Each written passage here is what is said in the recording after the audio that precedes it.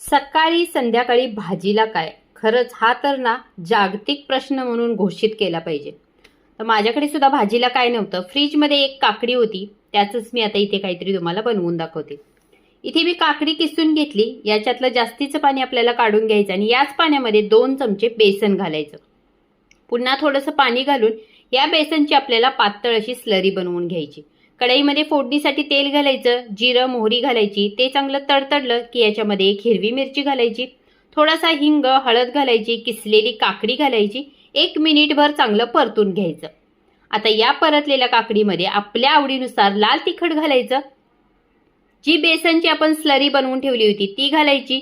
चवीपुरतं मीठ घालायचं आणि झाकण ठेवून फक्त 2 मिनिटं हे शिजवून घ्यायचं. गरमागरम भाकरीबरोबर हे काकडीचा कोरडा इतका चांगला लागतो ना, एकदा नक्की ट्राय करा आणि चॅनलला लाईक, शेअर आणि सबस्क्राईब करा.